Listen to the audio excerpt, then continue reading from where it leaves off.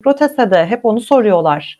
Kaç kere mikrotese olabiliriz? Bu önemli bir Evet, soru. evet. Tese oldum, ben tutmadı, Hı bir daha hı. ne zaman deneyebilirim? Yani bu recovery ya iyileşme süreci ne kadar tese ameliyatından sonra? Şimdi şöyle, TS biliyorsunuz zaten artık mikroskop altında yapılıyor. Evet, mikrotese. Bundan 20 yıl önce biz hani Akdeniz Üniversitesi'nde asistanken testisi boydan boya açmıyorduk. Küçük küçük alanlardan küçük parçalar alıyorduk. Şimdi mikroskop da kullanmıyorduk o zamanlar. Daha sonra mikroskop da işin içine girmeye başladı. Mikroskopta çok daha büyük tübülleri, çok daha büyük alanları görme şansın oluyor. Daha geniş bir şekilde. Şimdi testisi komple ikiye bölüp sanki bir kitabı açıyormuş gibi değerlendirebiliyoruz. Aslında ne kadar tabii büyük açarsanız testise o kadar da hasar vermiş olabiliyorsunuz. Eğer tese uygun şartlar altında, zarar verilmeden mikroskop altında küçük tübüler alınarak yapılırsa testise çok zarar vereceğini düşünmüyorum. Tekrarlayan teseler yapılabilir. Ama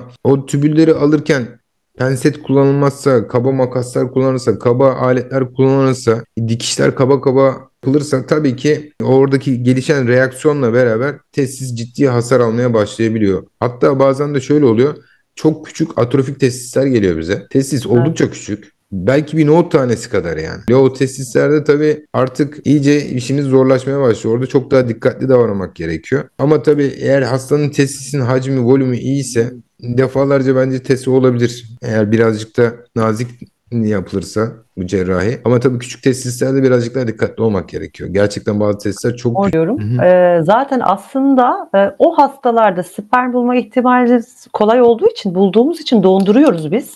Ve Tabii, bu hastanın zaten defalarca test olmasına gerek kalmıyor. tabii. Hangi hastalarda uzuyor bu iş? Sperm bulamadığımız ya da çok Aynen. az sperm görebildiğimiz laboratuvarda hastalarda iş uzuyor. Bir de dediğiniz gibi hep onu soruyorlar. Cerrahi çok önemli mikrotesede. Yani 20 yıldır birçok ürologla çalışıyorum Hı ben. hı. Testisin hepsi de geldi bizim önümüze. Yeri Evet. geldi. Yani tübül olarak da geldi.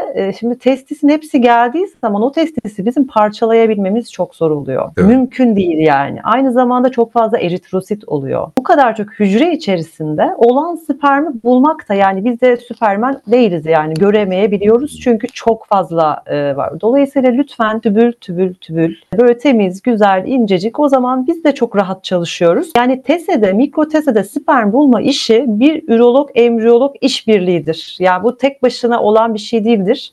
Tübül gönderen ürolog, gözü iyi olan bir embriyologla birleştiğinde sperm bulma olasılığı artar. Bu kadar basit bir Zaten ben matematik. şey düşünüyorum yani biz ürolog olarak oradan parça almamız, tübül almamız daha kolay zaten aslında. Yani sonuçta pensetle çekiliyor. Embriyoloğun çok önemli rolü var orada. Yani orada embriyolog sıkılmadan belki saatlerce bakıyor ona. Evet.